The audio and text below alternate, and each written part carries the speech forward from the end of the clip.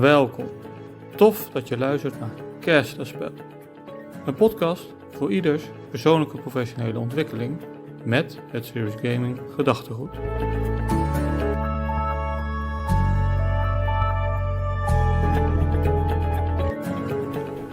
Legends has it that many centuries ago the fearsome lizard lurked into the marshes that surround the river, feeding on fish, otters, rivers and rats. And those humans were fortunately enough to stray into the territory who were simply farming folk were easy prey for this fire-breathing dragon. My name is Jeroen de Grauw, and today I'm with Michael, biology teacher, Marco, security and safety teacher, and Patrick, teacher English communication. Today we are in a beautiful city. Look, where are we?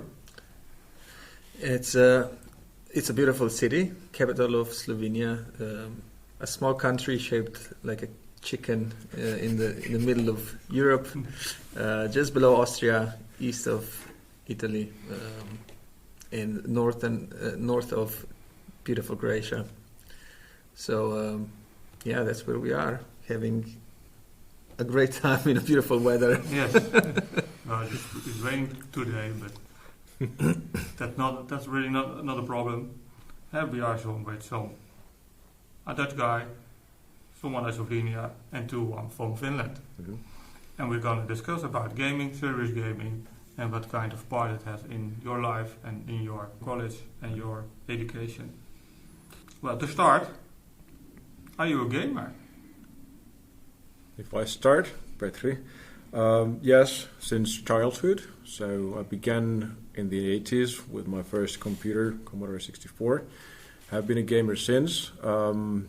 Still do gaming when I have time for that. Obviously, there's not nearly as much time for that anymore, but I do enjoy it as much as ever. Okay.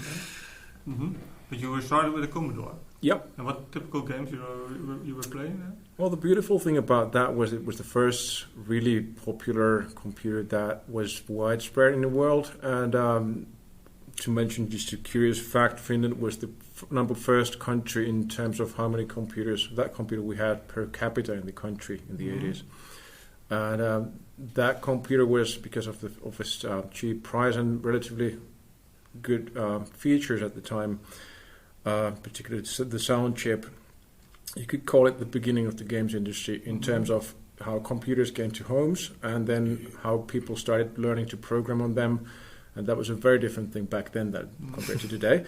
And many popular names and important names in games history, when we talk about gaming houses and developers and the whole business and how it developed, is actually stemming from those times. So obviously there was also other brands and other important computers, but that was maybe the first really capable machine that you could do proper sound and graphics on.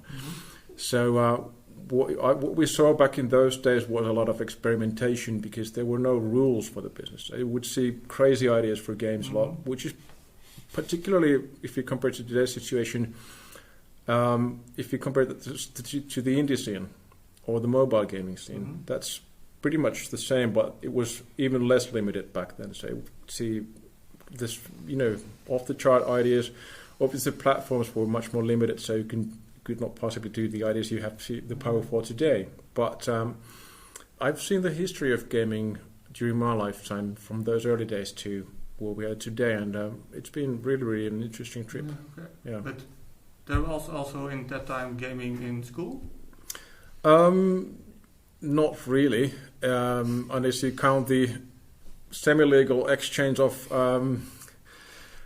extra copies of games in the schoolyards by among children. But in the schools, at least in Finland, we didn't really have. I mean, I come from a small town, so we did not really have computers back then. And when they started appearing in schools, they tended to be the PCs, and that was for serious purposes, of course. Okay. So yeah. Okay. So this was more for entertainment and not for school?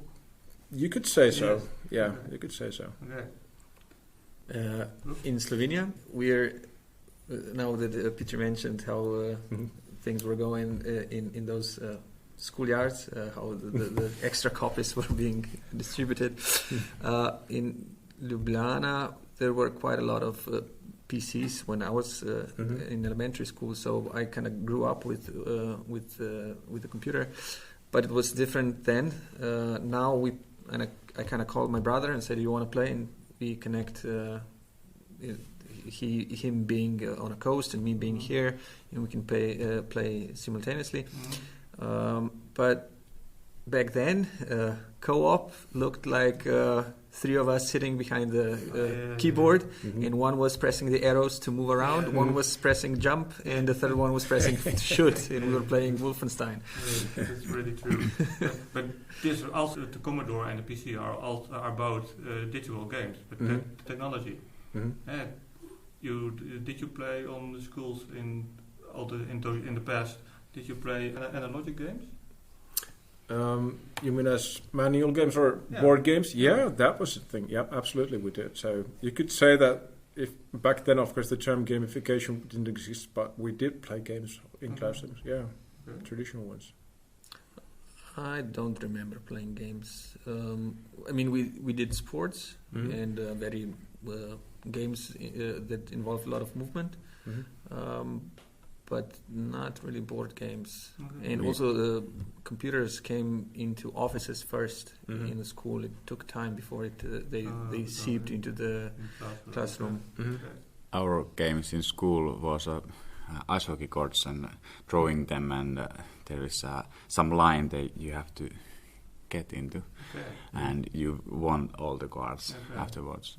You haven't played that? That was gaming for fun. Yeah. Yes? Yeah. Or do you think you have some eye-hand coordination that you involved with? Yeah. Okay. And nowadays, Mark, do you game? With my phone, Clash of Clans. Yes, that's really good. I have a son, 4 years old. 5 years old now, and we play PlayStation, some Lego games, and trying to figure out what we have to do. And usually my boy tries everything, and he is the better one in that game. But it's father and son. Yeah. And my wife says something other ways, maybe. But I think it's really good. Okay. After this podcast, you have something to argue with. But you say your child is gaming, your 5-year-old son. Does he game on school? Education games. They have tablets. Eskari game. That's preschool. Yeah. It's from Yle, Yleisradio. The Finnish national radio. Yeah. Thank you. It's really good game. They learn about things and languages. Yeah. And mathematics? Yeah. Okay. How's that about in Slovenia? Because we're in school. Can you name the school group where we are? Biotechnical Educational Center Ljubljana. In Slovenian it sounds Biotehniški izobraževalni center Ljubljana.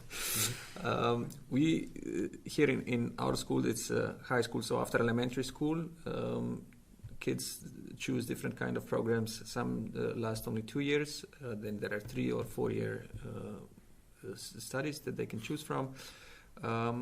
We offer all of them, and computers or gaming is very differently used in these programs. So what you can do with whom depends mostly on the students themselves. We've had a test on general education program, and we had one class named A and the other class named B, and we used this, let's say, phones, tablets, different apps before the lockdown, before we were forced into it. And we wanted to test if they will be more successful with using modern technology, gamification of learning processes. And the other class went the, let's say, regular way. And the result was that they chose the classes so that one class was good as it was, and the other one was lacking motivation, didn't have focus, and they wanted to improve that with technology. And and after the experiment, the conclusion was that it didn't really help. They did seem kind of more interested in playing games at the beginning, but in the end, the grades didn't really show improvement.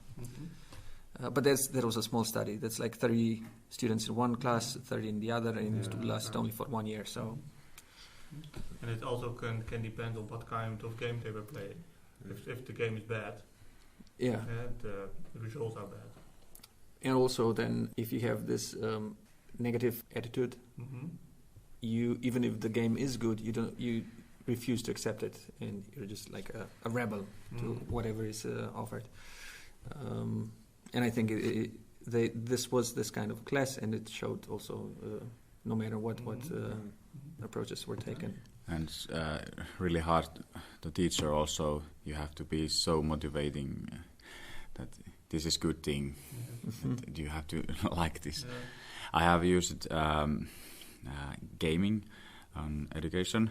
Some adult students say that in the beginning that it's like in the kindergarten or something like that. But afterwards, when we discuss and feedback is coming, they say it's really good for using this way. I recognize that. In the Netherlands, I did play. Do you know the game Keep Talking and Nobody Explodes? Yep. Yes. Peter didn't know it? I've heard of it, but I never played it. It's really fun. It's really fun. But Keep Talking Nobody Explodes. Somebody has a laptop with a bomb on it. And the people who are sitting beside you may not see the laptop screen, but that people has the manual how to defuse the bomb.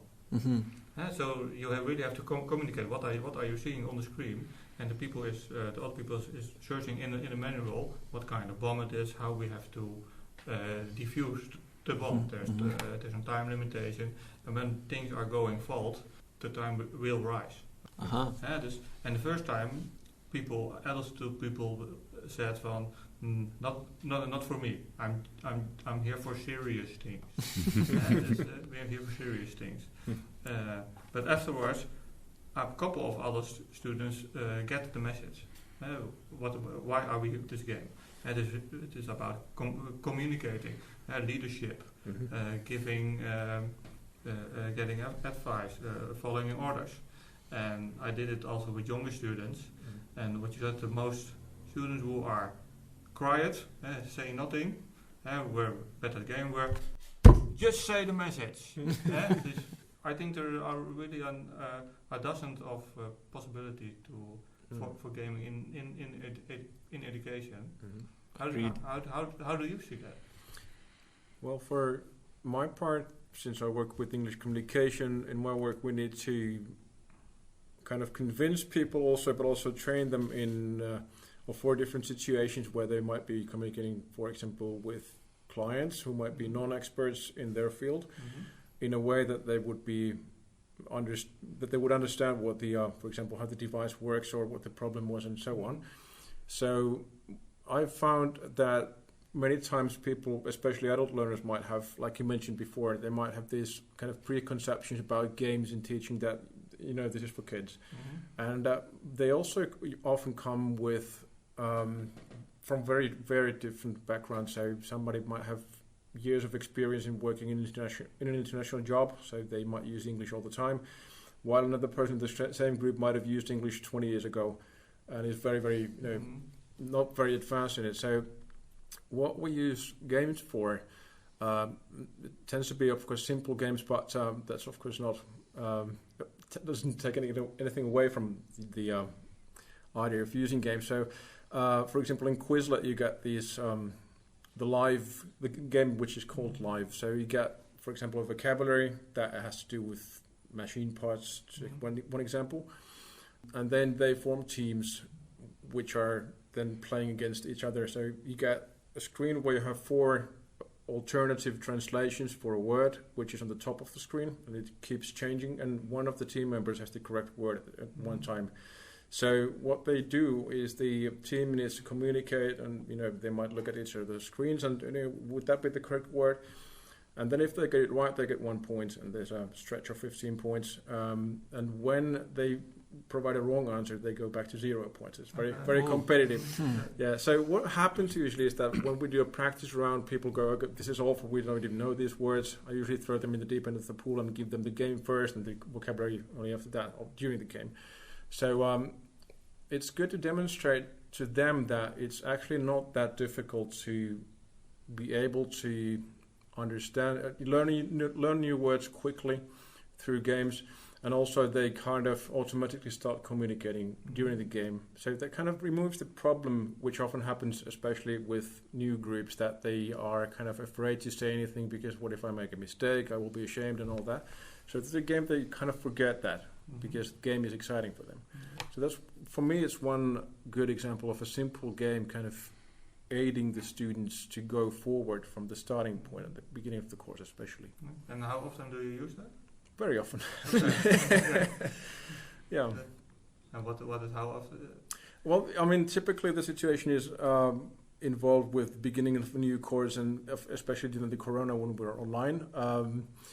The adult students we have, they are doing it in 3-day periods. They are working at the same time, and then they have 3 days in a week, which is usually after 2 or 3 weeks. So they work, and they come to the school for 3 days, then they go to work for 2 more weeks and get back. So it's very intensive for them. So it really helped them to socialize, to know each other when they had this shared experience of playing a game. And nowadays, after the corona, I'm using it with all kinds of groups, just for variation, of course, but also to test vocabulary, which is good. You get immediate results. So if you play 2 rounds, 3 rounds, they see improvement already in that time. So it's also motivating for them. So that's just one example. Just you're using also for testing? Not really, because that game is not really suitable for that. If I want to do, it's a team game, so if I need to do individual grading for them, so. But for preparation, it's excellent, and of course they can do it by themselves on their free time if they just create an account there. So, how does the student act on it? Are they happy with the play, or are they? I have no groups refuse at any time so far. So. Of course, there might be somebody in the future doing that, but I mean, once they get the idea of the game, they usually ask for more rounds. So, yeah. Yeah, I have noticed that Kahoot name, they have used it elementary school so much that they don't want to use it anymore. So they are, no, not again. So I think about a couple times with a group, I use the same game and nothing else, because they have, if they have used it before. But is Kahoot, can we say Kahoot is a game, or Kahoot is more like a quiz?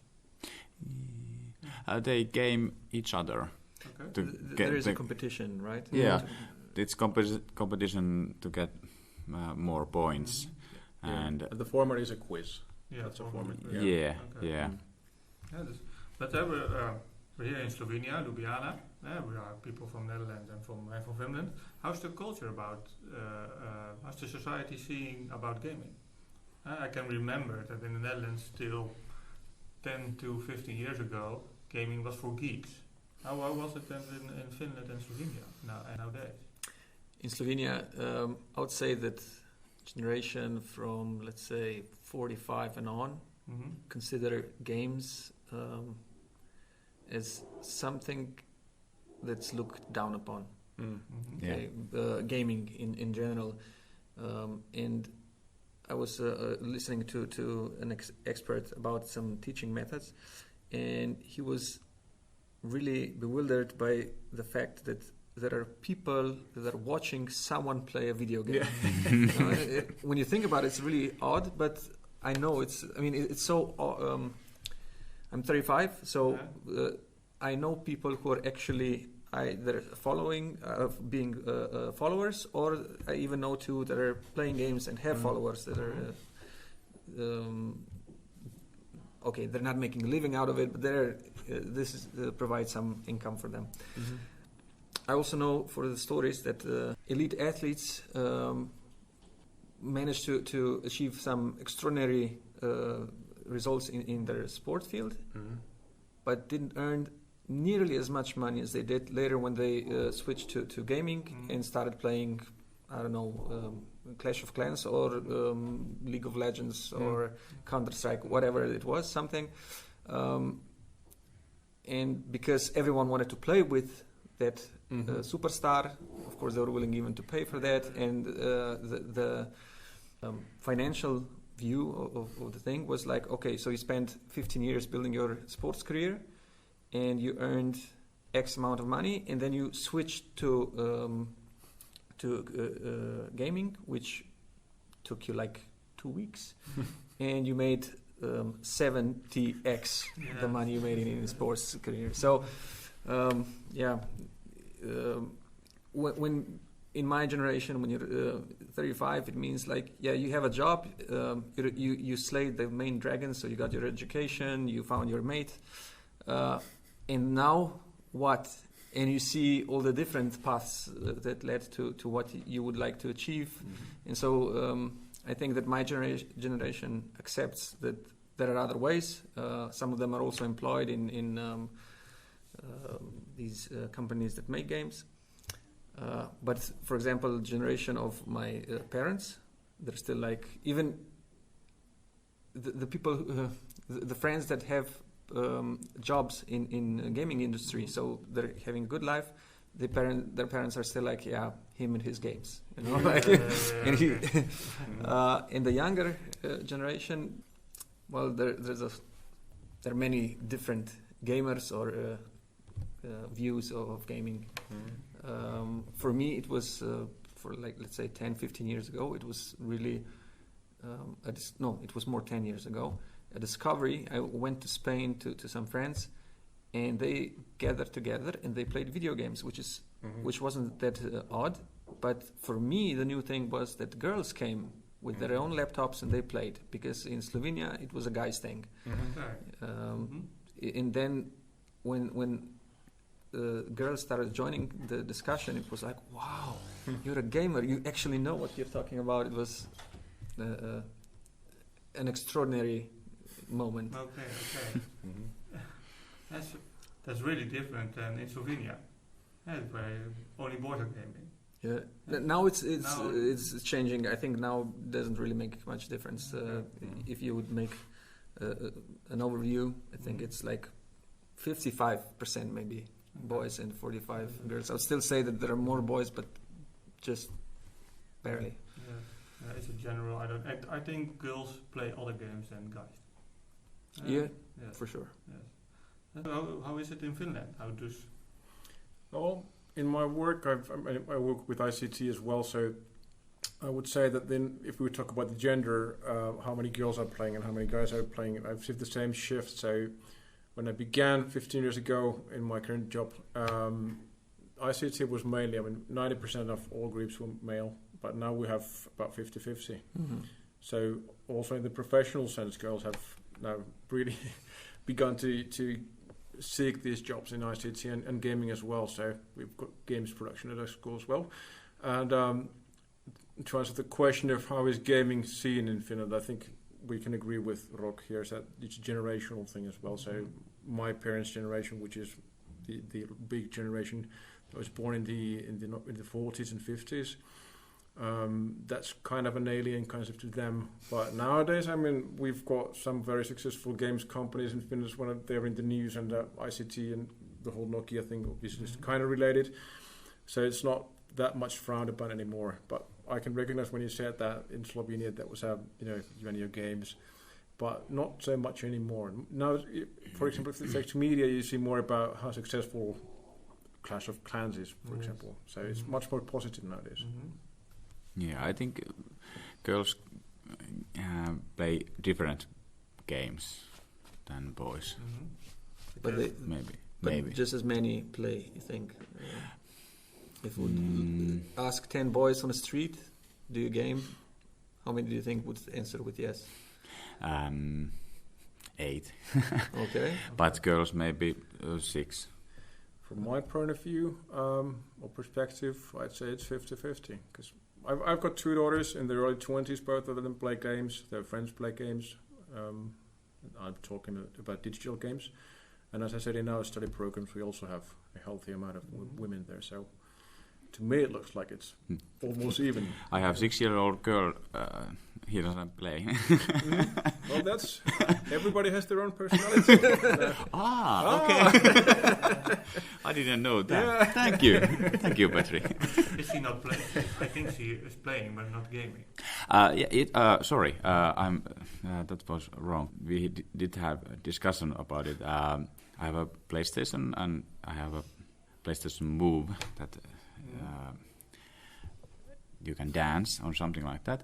So I said that now we have played enough and we have to stop and eat breakfast or something. And my girl said that, Dad, but I'm not playing. I'm just dancing. Yeah, but you're watching this television also. Where do you draw the line? Yeah. But it was good point. Yeah, okay. So that game tricked her to do for gaming and movement. Mm-hmm. And so there are dozens of games where you have to move, and you are your body is activated, and your blood pressure is high, your heart rate is high, just for healthy issues. Mm-hmm. Yeah, that topical of. But it depends. What I hear so well in Slovenia and in Finland, it depends. If there is gaming in classroom, it depends on the teacher. Very much. Yes. Mm-hmm. I do agree. It goes back to this generational thing. Mm-hmm. I think that all the teachers simply they don't even think about it. It's so foreign thought of using games as a teaching method. Even board games, it's so alien to them. I would describe it this way. If we would ask them personally, maybe they would give a different answer. But that they don't even really consider it. You know, if I would come and ask, hey, would you play a game in your class? It would, I don't know, for English, the way you presented it before, it would be like, haha, good one. It wouldn't be even yes or no. It's just like, it's a joke. It's not even a real proposal. But then, yeah, in my generation, I would say that it depends on the teacher. Some want to include it, some don't want to. Others are scared or careful, or there's also, it's relatively new territory here, and you're not really sure what you can do or cannot do. Just something we were discussing on a workshop yesterday. GDPR is a real thing, and not knowing where to check if the game is compliant with the GDPR can be a problem, right? Are teachers, are they scared to use it? Well, some teachers are. I had a colleague of mine, and she hated gaming because her husband was playing, I don't know what, and they were like, "Okay, today I'll be home late, so you make the lunch or do, I don't know, put stuff in the laundry or something." And when she came home, the thing wasn't done because he was gaming. Okay, so she sees it completely as a waste of time, that it's bad for your health, bad for your personality, and she has this resentment to games in general. So that's what you're now saying is the magic of gaming. Yeah? When you are gaming, you forgot where you are, Yeah. what your task is. You are sucked into the game. But this is, I think, something that all teachers could take a lesson from.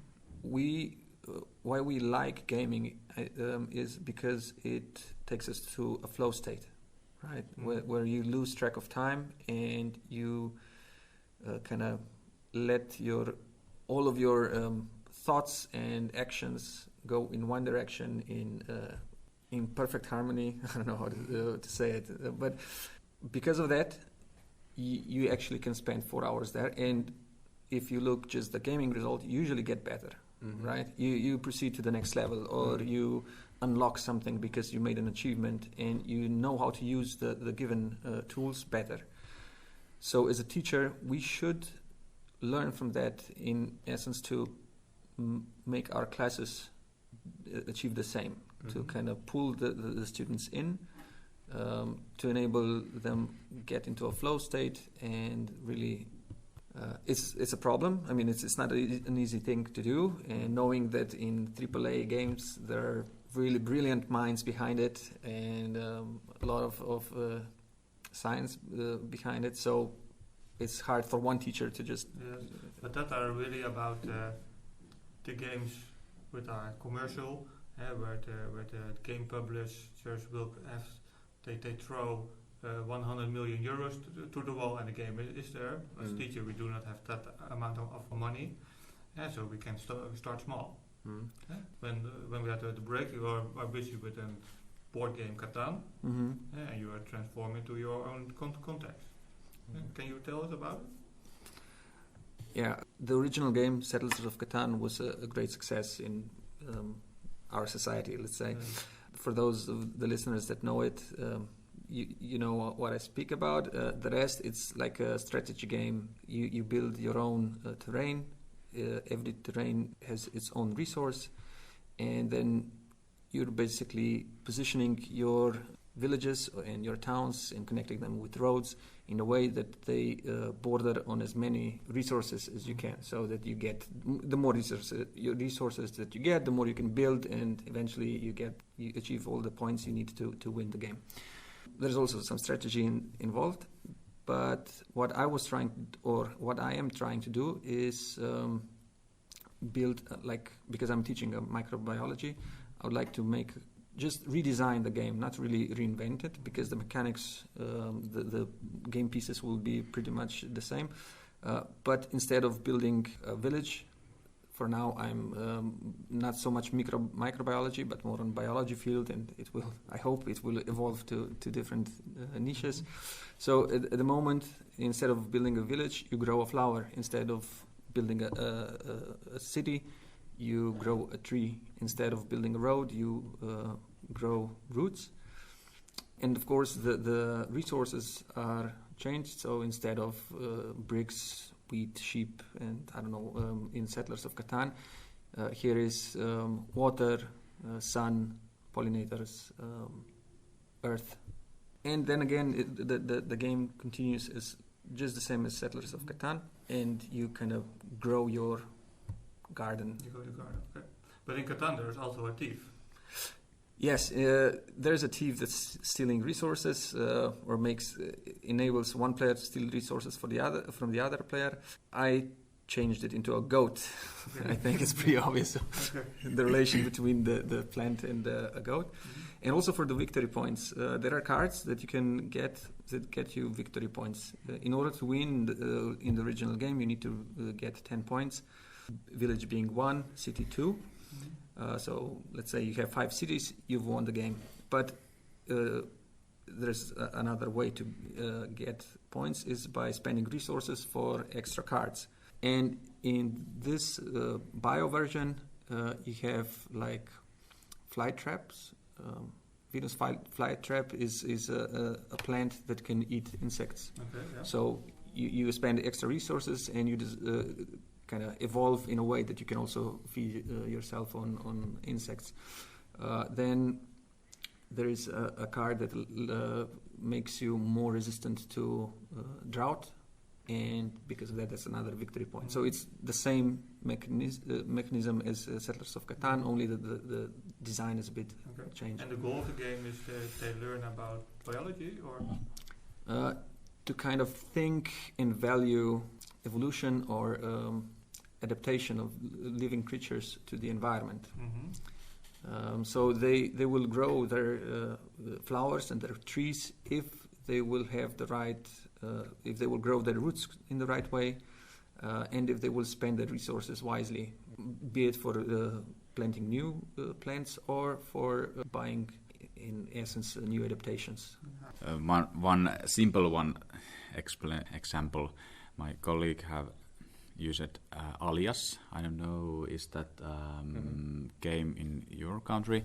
You have a word in cards, and you have to explain without saying that word. Mm-hmm. You have to explain what you mean, and when you know it, you can get the card. And in security and safety field, he has make his own cards that they are. Is there also time pressure in it or so? Yeah. Okay. I guess there is a game with 30 seconds. Do you know that? And No. then we have the game 30 seconds, and you have to explain a word to someone else in 30 seconds. That's That's in essence, Alias Infinite has got this 1 minute timer. With it, okay. yeah, same idea. The same Yeah, idea. how many cards you can get, Mhm. and then it's your turn. And then you switch. Okay. Mhm. And there are a lot of mechanics you're using, games are using. I have some mechanics, and you have to choose what you prefer for in your lesson or what you like about gaming. Mhm. And there are all verses, so are like I'm saying analog or digital. What prefer as game? I don't think the platform is what matters. It's the idea of the game and how it's fitting the actual theme of the class. So, in terms of how easy it is to bring to the class, digital tends to be more easy if I have larger groups. But if I have smaller groups, then it tends to be evenly as good as other. Yeah. Okay. I use digital, but that example that I used say that my colleague uses analog way. Mhm. And what do you like most? I like digital. Digital? Every digital. Yeah. Okay. I prefer digital just because it's logistically easier. Yeah. Yeah. That's a great It's a advantage. good benefit. Yeah. Yeah. Okay. But the main thing on what kind of use of analog is that people can hold something. Yeah. But also can give a more expression of it. Mhm. True. I also I remembered. I know a colleague. Actually, he's a professor on a university. I don't know if you guys ever play those cards with cars, and you have like how fast it goes, what's its engine size. Yeah. and so on. Yeah. He made the same thing only using fruits and vegetables, Mhm. and he added I don't know, number of calories, which vitamins, and how much of that vitamin is inside. Mhm. And that's an analog game, which was fun to play with. But the point was that kids were constantly learning about the nutritional value of fruits and vegetables.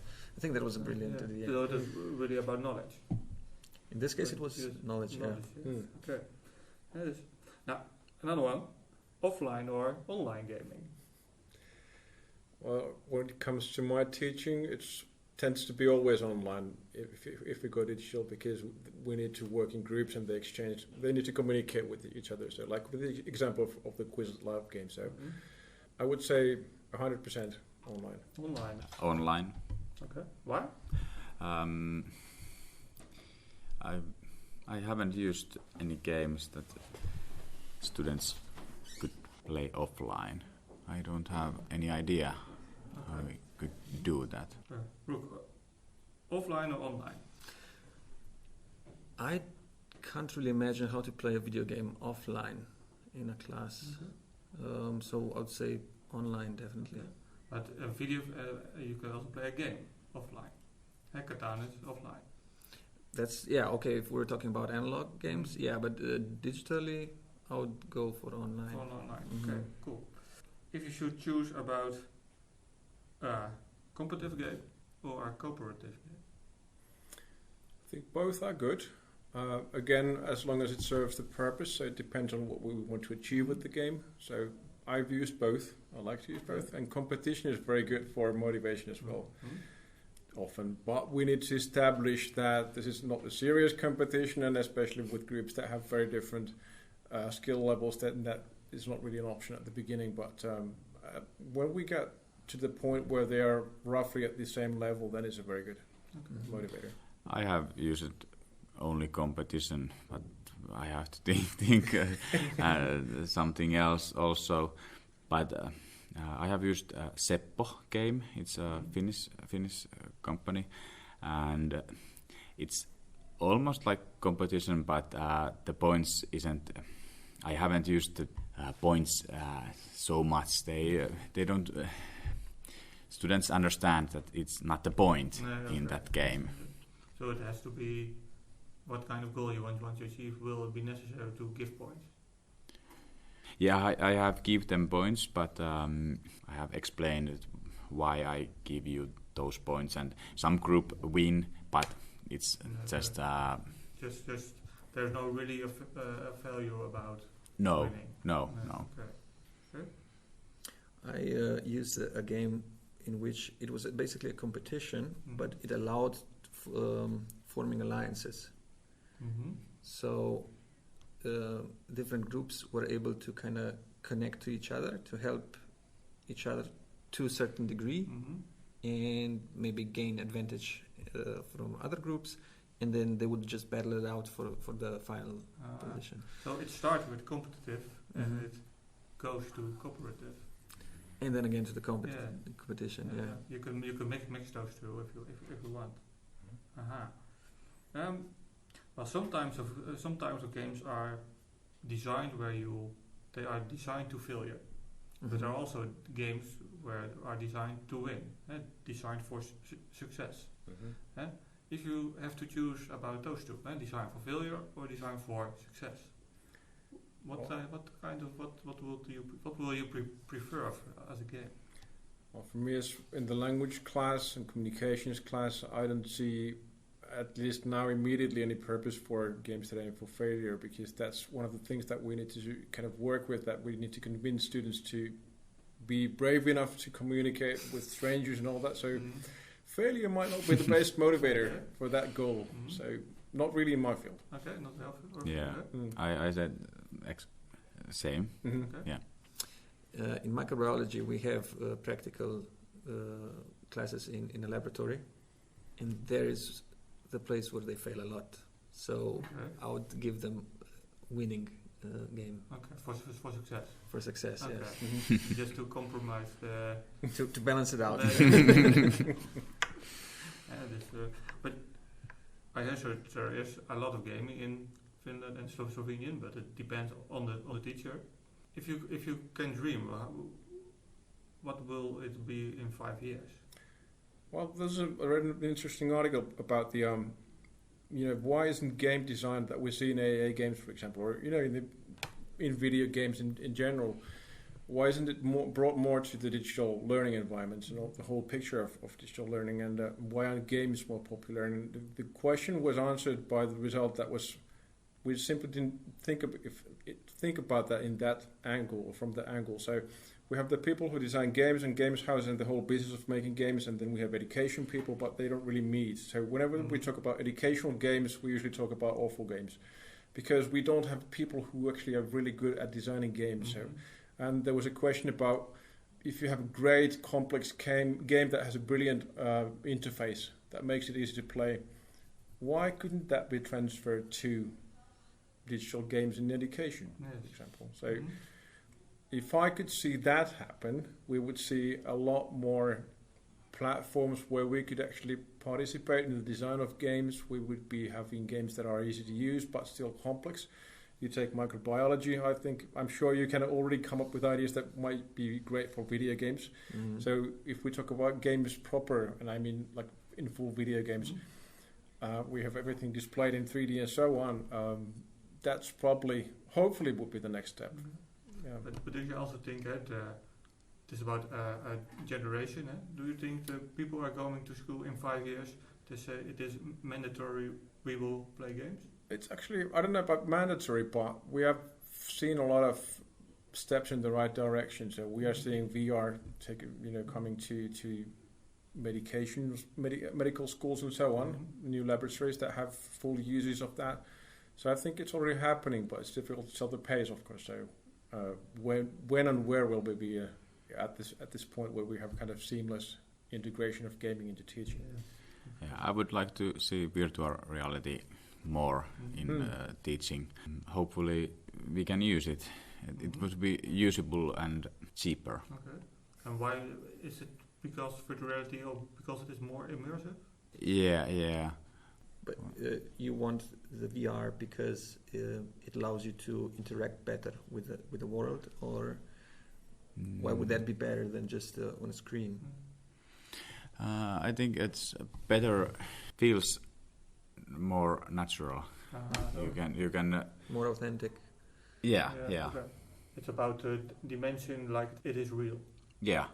I would like to see that on university level, where the teachers are being trained, that there would be subjects about using either VR or games or just these new approaches, so that it wouldn't be left to the teacher himself or herself to learn and expand on this field, but that they would be actually properly trained in the main curriculum that they have.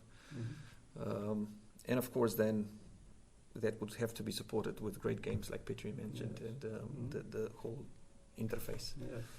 Now we went from the story of the dragon till the future in 5 years. Thanks for this chat. Thank you for Thank you. having us. Thank you. Thank you. We will see each other soon. Thank you. Thank you. Bye. Bye. Bedankt voor het luisteren en tot de volgende Kerstaspel.